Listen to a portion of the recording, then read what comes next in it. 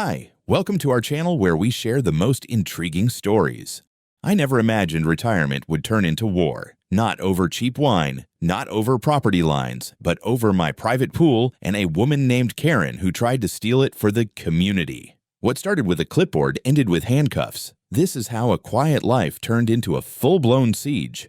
I'd always pictured retirement a little differently. Not with cheap wine on my porch, not with folders full of legal nonsense, and definitely not with a woman named Karen trying to commandeer my damn pool. It started on a Thursday afternoon, sun high, pool sparkling, breeze just strong enough to carry the faint scent of mesquite from the West Ridge. I was elbow deep in sanding a cedar bench I'd built last fall when I saw the dust trail curling down the long, private road to my gate. That was rare. No one ever came out here unless they were lost, delivering something, or very determined. She drove a white Lexus SUV, predictable, dressed like she was headed to a church brunch that served subpoenas with the sweet tea. Blonde bob, oversized sunglasses, clipboard tucked under one arm, and a forced smile already stretching her cheeks before she even got out. I wiped my hands on a rag and met her halfway up the gravel path. "Hi there," she chirped, holding out a bottle of gas station rosé in one hand and a glittery welcome bag in the other.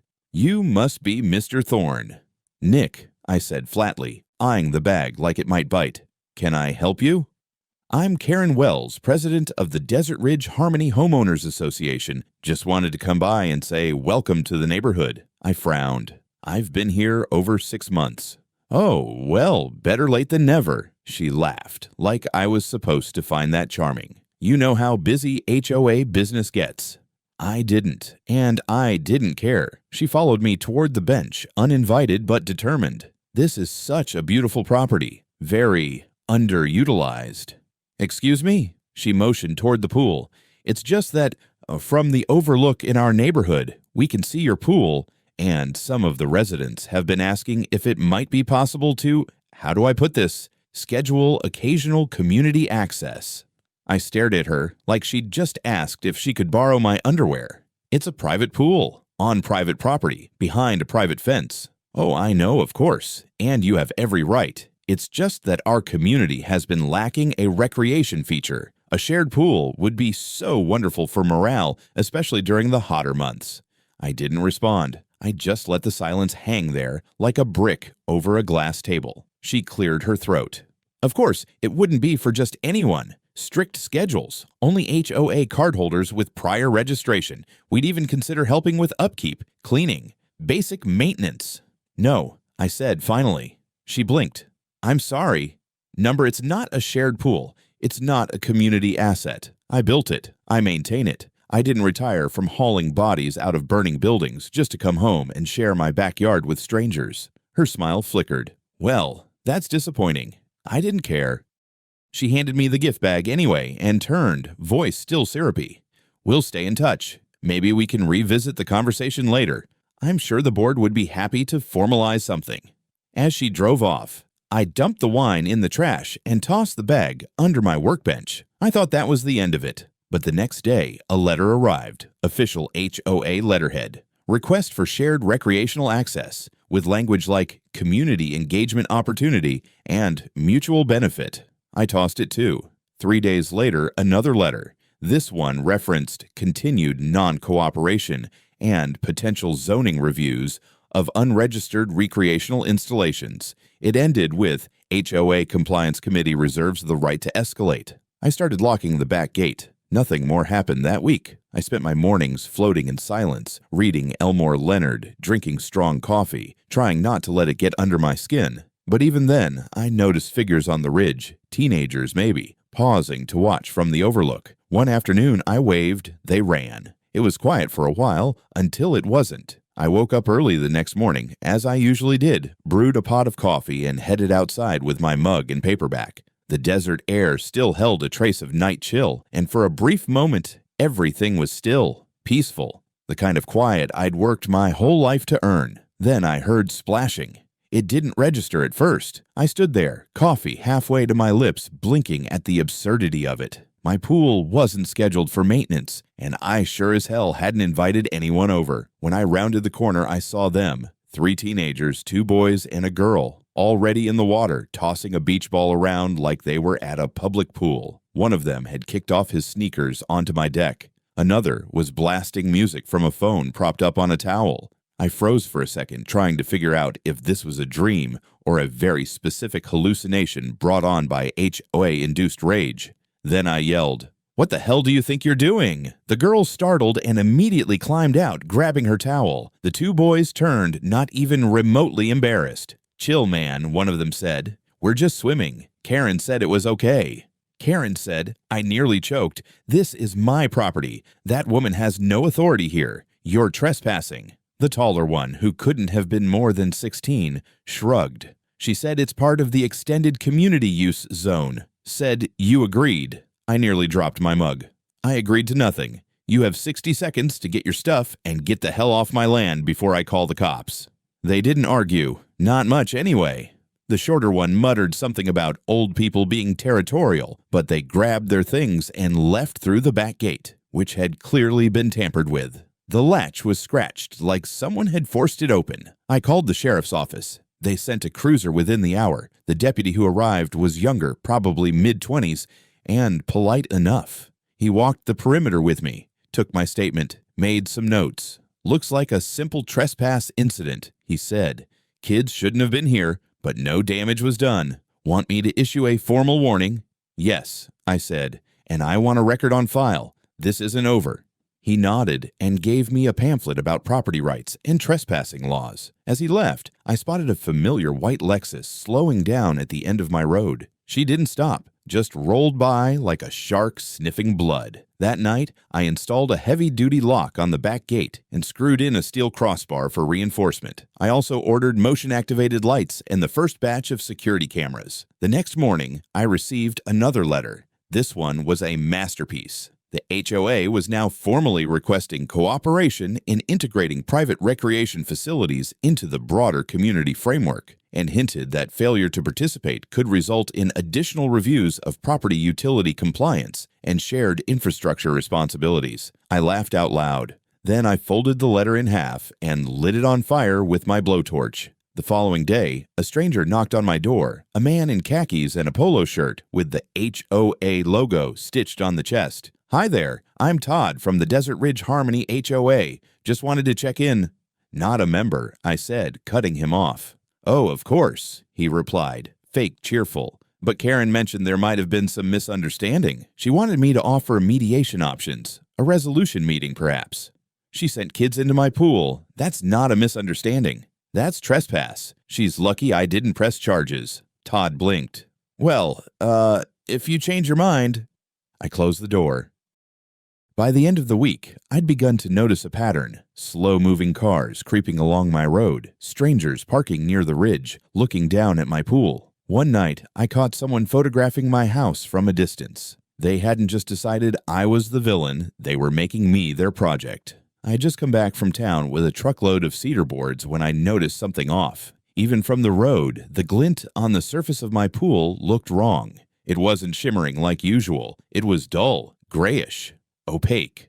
My stomach dropped. I killed the engine and ran across the gravel, boots thudding on the concrete path. And the closer I got, the more the sick realization hit me. The water had turned cloudy and thick, like wet cement. The edges of the pool were littered with brick fragments, broken chunks of cinder block, mounds of sand, and crushed bags of what I recognized instantly as quick-dry concrete. One of the bags had burst open, spilling gray powder across my tiles. Another was half submerged, soaking, bubbling slightly. The water was still, like it had already begun to set. I stood there, heart pounding in my ears, fists clenched so hard my nails dug into my palms. This wasn't a prank. This was sabotage. The pump system, my beautifully tuned, custom-installed salt chlorinated pump, was audibly straining under the load. I sprinted to the control panel and shut it down before it could fry itself. I'd spent weeks building this pool, laid every tile myself, every inch of plumbing and filtration I had installed by hand.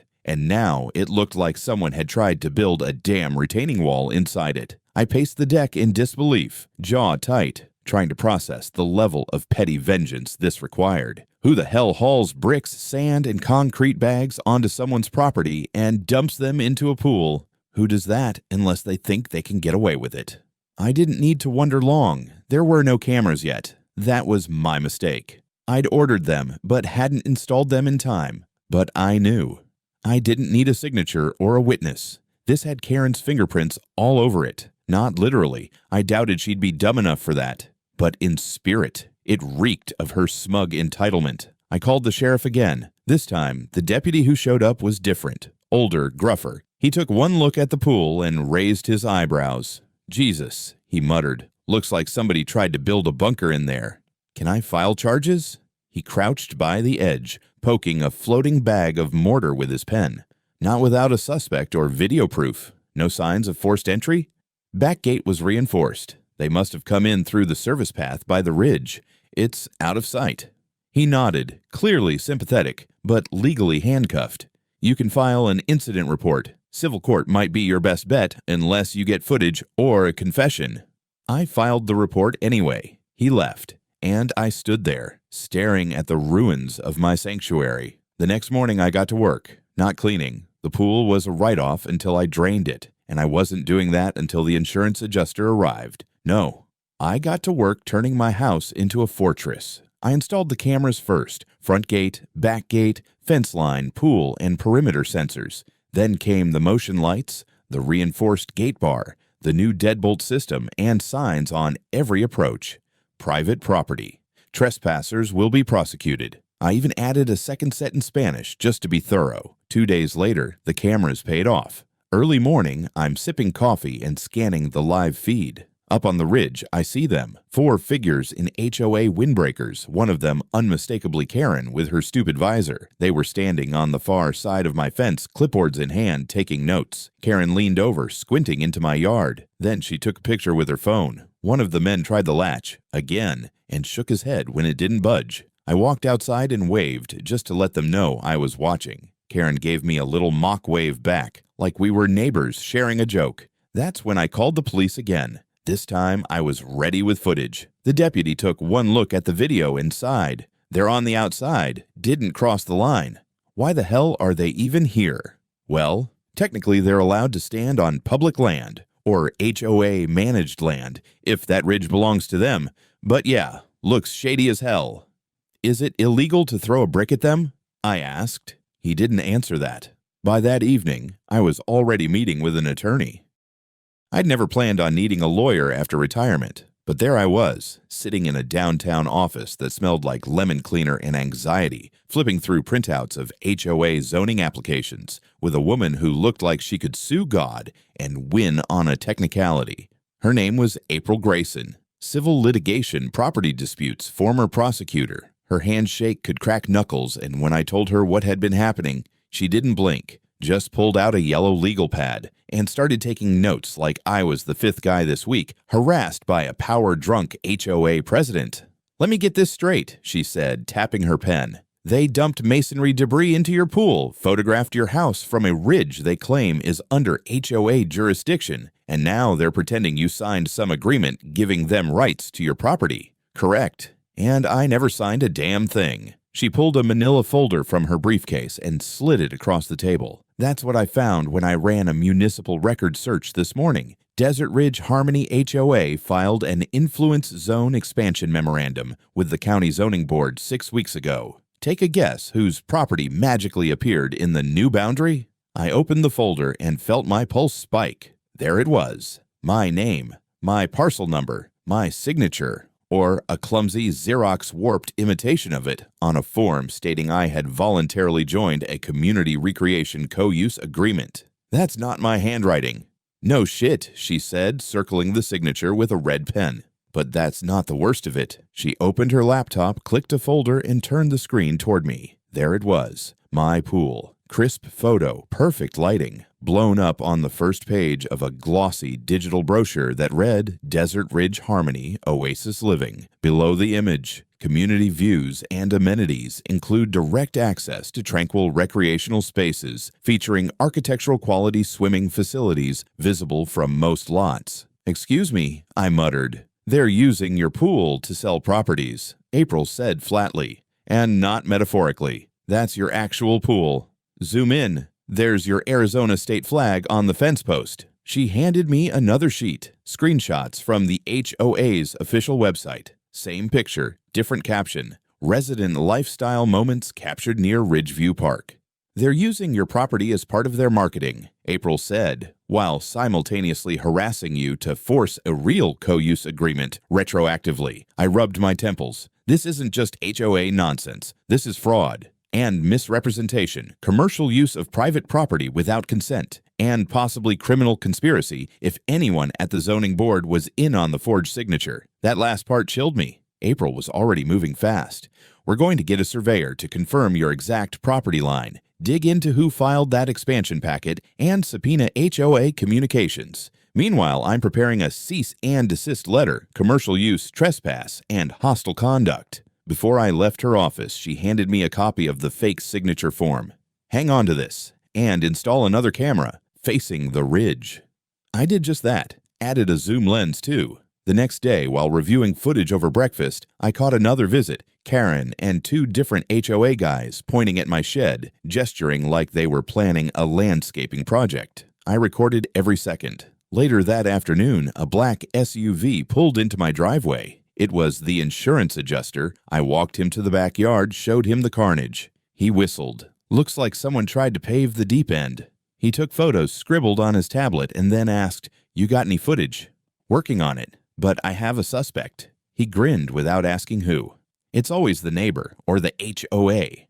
Usually both. That night, I received a certified letter, one that made my blood boil. It was from the HOA's legal representative. A warning. Your recent behavior has been deemed hostile, exclusionary, and contrary to the values of Desert Ridge Harmony. We reserve the right to escalate legal action should you continue impeding community cohesion and refuse shared access to designated recreational space. They called my pool designated recreational space. I didn't even have the words. So instead, I printed that email, highlighted the most offensive lines, and mailed it, along with the fake zoning form and pool photo, to April. The gloves were off. April didn't waste time. By midweek, she had already filed a cease and desist letter and sent it directly to both the Desert Ridge Harmony HOA board and their legal counsel. The wording was brutal, just clinical enough to be professional, but with enough legal venom to melt the smug off Karen's face from 50 yards away. But she didn't stop there. She got in touch with a forensic document analyst. They compared my actual signature from county filings and property records to the one used in the HOA's expansion memorandum. Within 48 hours, the analyst gave us a written opinion. Strong indications of forgery. That was the green light. April filed notice with the county zoning board to invalidate the HOA's expansion request, citing fraud. She also submitted a criminal complaint for falsification of legal documents. Meanwhile, we began building the framework for a civil suit. Vandalism, property damage, fraudulent misrepresentation, harassment, and, my personal favorite, unauthorized commercial exploitation of private assets. It was starting to feel like I might actually get control back, but Karen wasn't going down quietly. That Thursday, I started getting calls. First, from a guy named Andy who lived down the road in the HOA district, then another, and another, all of them asking the same thing. "Hey, are you really suing the HOA?" Their voices were curious but nervous, like they wanted me to say yes just so they knew they weren't crazy. By the end of the day, I'd had 9 calls. One of them, a woman named Lila, told me quietly, "They've been using fear for years. Letters, fines, threats of liens. If you go through with this, a lot of people are going to watch." Apparently, Karen had been ruling her little fiefdom like it was a suburban North Korea. That night, I got my own proof. I attended a monthly HOA meeting, open to the public, but usually empty unless someone got fined for planting the wrong kind of shrub. I walked in wearing boots still caked with desert dust and a flannel shirt I hadn't washed in a week. Karen was standing at the front in full queen bee mode, giving some saccharine speech about community values and shared assets. Then someone asked, "What's going on with the house by the ridge?" Her smile twitched. "Oh, you mean Mr. Thorne's property," she said, and her tone was light, but her eyes weren't. "Well, let's just say he chose to isolate himself. But don't worry, he'll come around eventually. Nobody needs that much water for themselves in this climate." Scattered laughter. Then she added, "I mean, if he doesn't share it willingly, there are other ways." More laughter. Someone in the back actually said, "Didn't he already lose half of it to the concrete truck?" I clenched my fists so tight I felt my knuckles pop. What she didn't realize was that I had my phone recording in my pocket. When the meeting ended, I walked out without saying a word, drove straight home, and emailed April the full audio.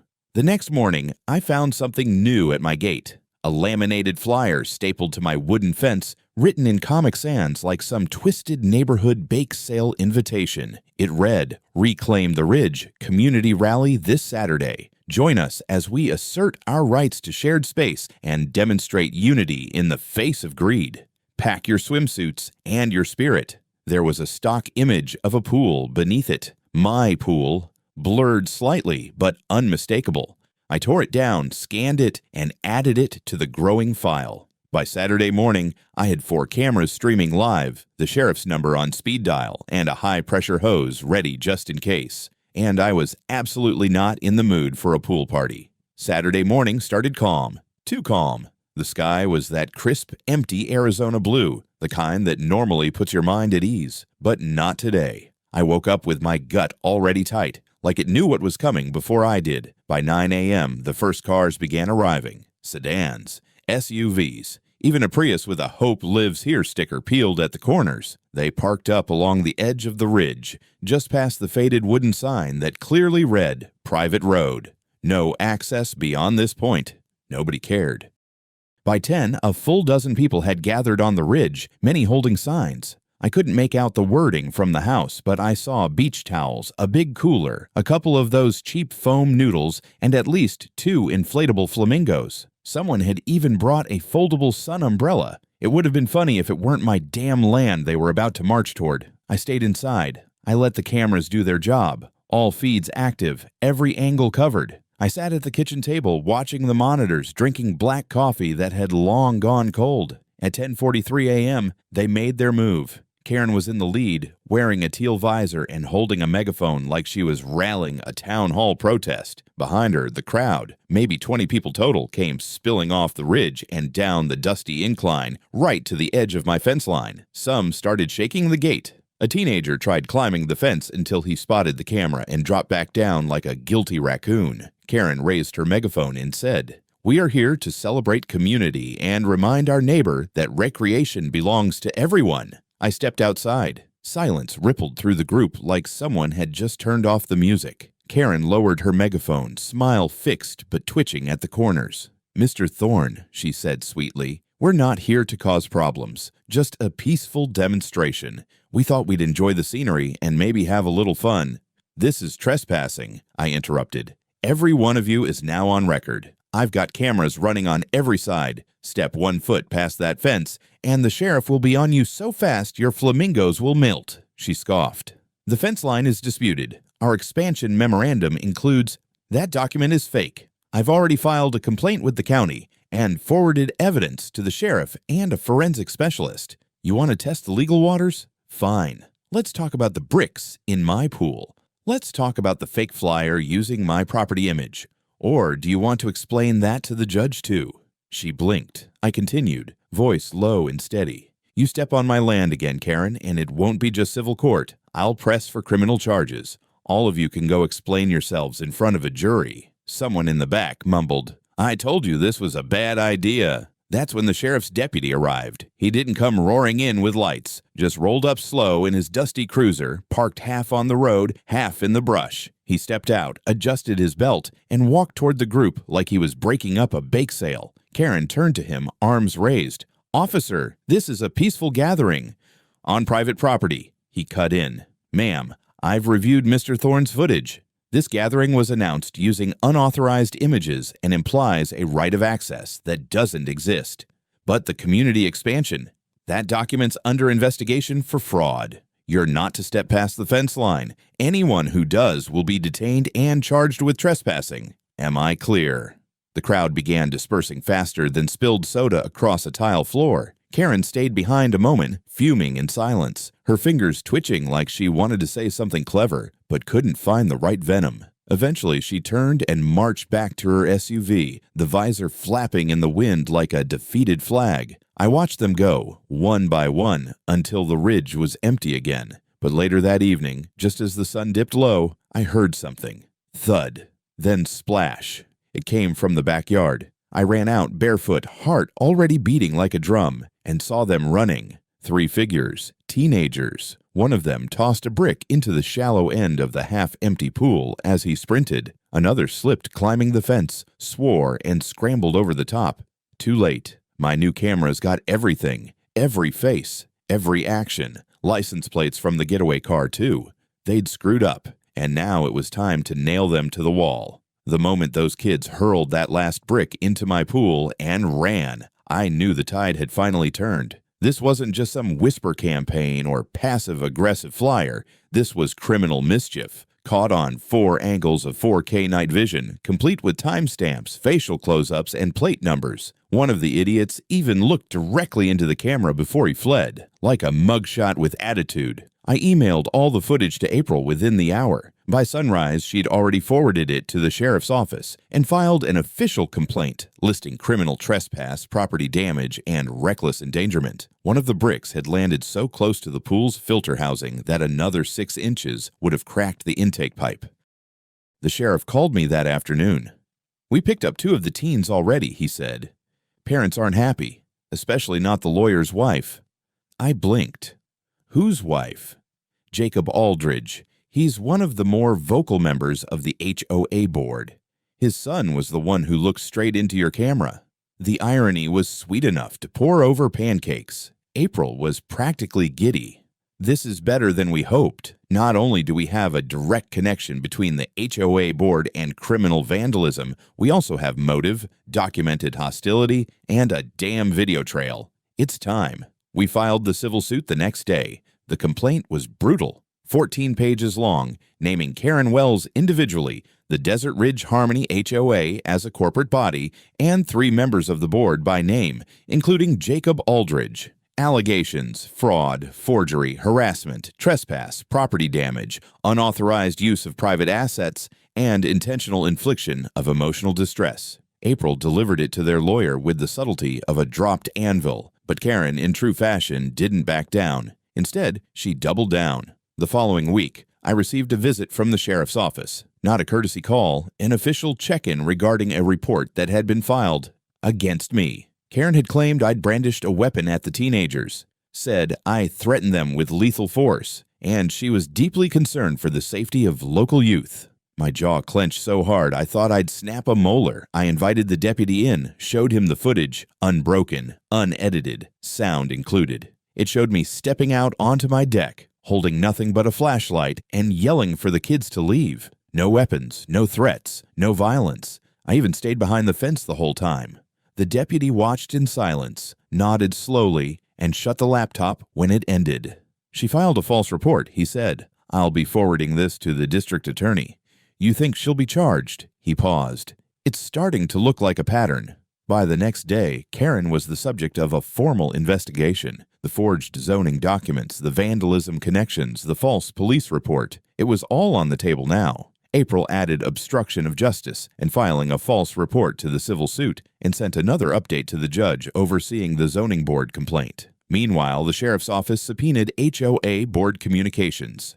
And guess what surfaced? A group email chain from 2 months earlier, casually titled "The Pool Problem." In it, Karen wrote, "He's being deliberately uncooperative. If he won't share, maybe it's time we make the area less relaxing for him. People forget water can be burdensome." One of the replies, "Could use a few bricks, haha." Another one, "Teenagers can be useful tools. If they get blamed, oh well." I read those lines 5 times, hands shaking with fury. April called later that evening. "That's conspiracy. At least 3 people complicit in encouraging illegal activity. They're done. All we need now is court." I nodded into the phone. "Let's finish it." The sheriff called again the next morning. "We're bringing charges against Karen, vandalism, conspiracy, and filing a false report. She'll be taken in for processing this week, quietly for now." "Don't care if it's quietly," I said. "Just make sure it's real." "Oh, it's real, and it's not just her. That board's about to get stripped bare."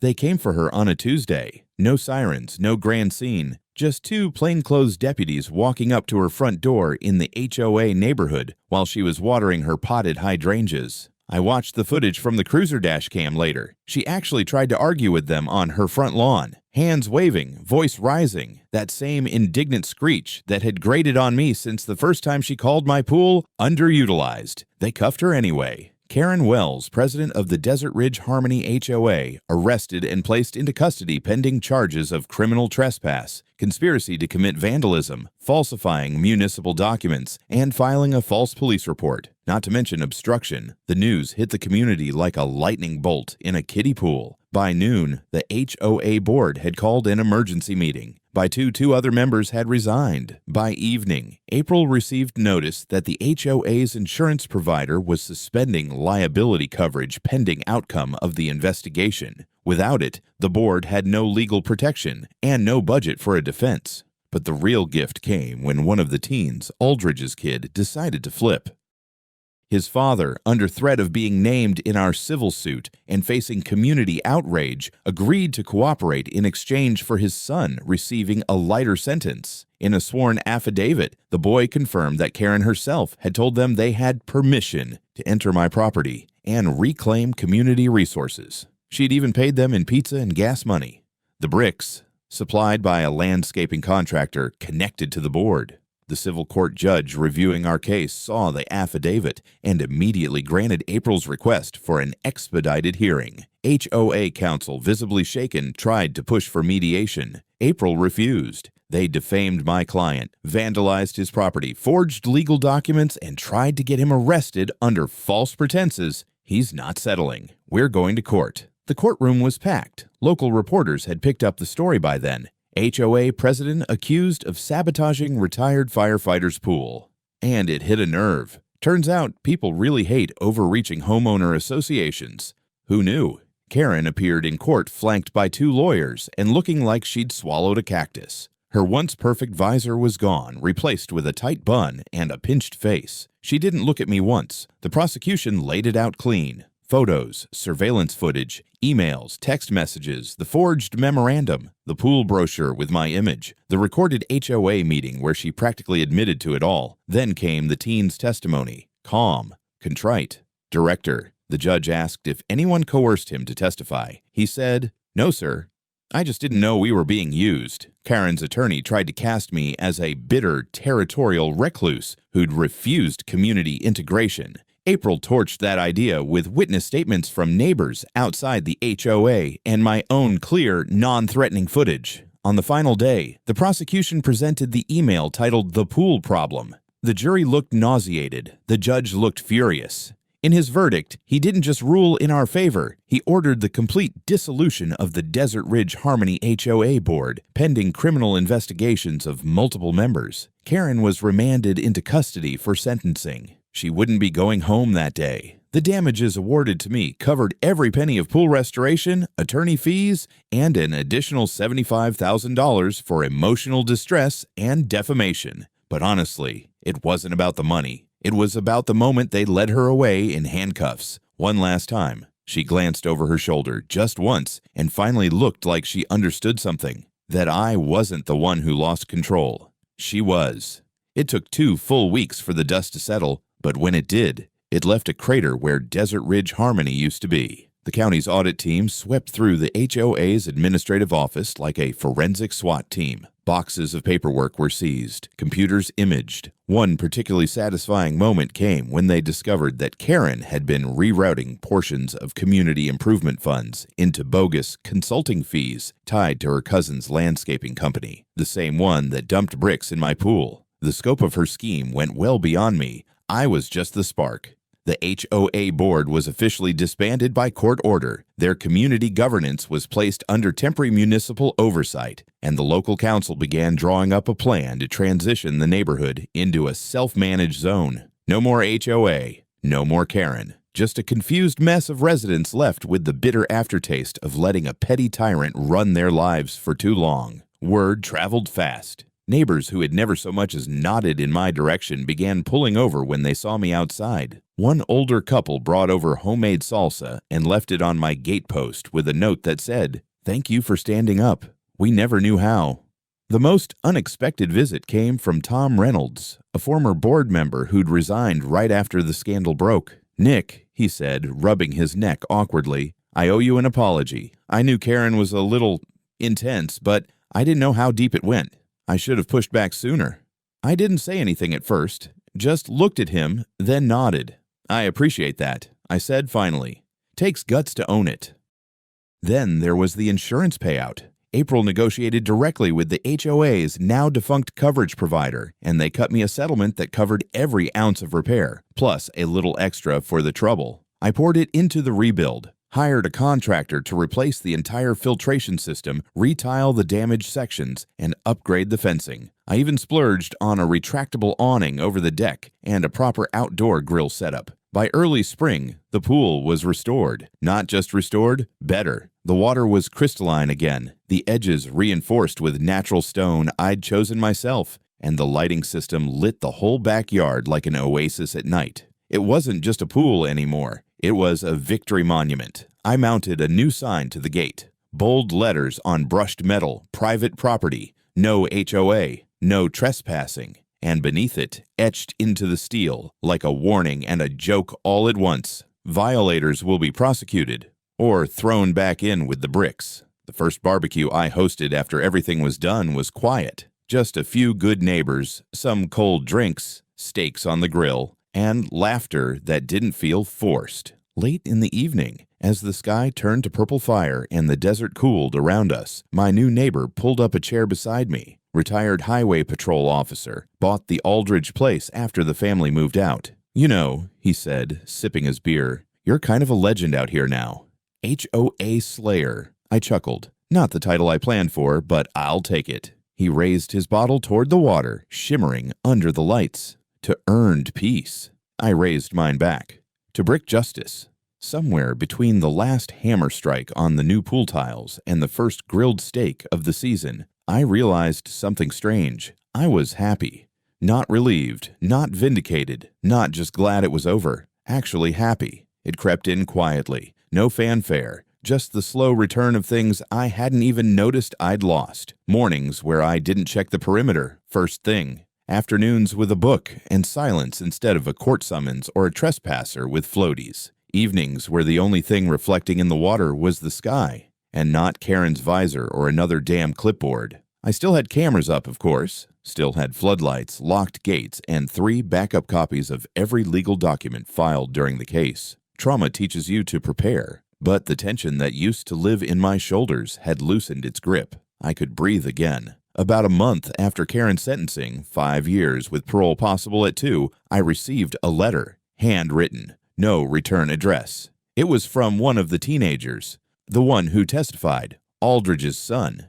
He wrote, "Mr. Thorne, I'm sorry, not because I got caught, though I deserved that, but because I know now what we were part of. I didn't understand how wrong it was until the trial. I hope your pool is okay. I hope you're okay. Thanks for not trying to ruin our lives over a stupid mistake. P.S. I joined the swim team." I folded the letter and tucked it into the back of my filing cabinet behind the folder labeled HOA, DEAD, and BURIED, and just like that, something inside me let go. I started opening up a little. I joined the local volunteer fire safety group, not because I missed the job, but because it felt good to be useful again. I started waving to more neighbors, said yes when invited to a community potluck. I even gave a short talk at the town council meeting on private land rights. Got a standing ovation, which felt weird, but not bad. Karen's house went up for auction. The HOA building, stripped of purpose, was repurposed into a community workshop space, a place where people could actually talk to each other instead of hiding behind violation notices and empty bylaws. One evening, as I was putting away tools after working on the garden border, I spotted a woman standing just outside the gate.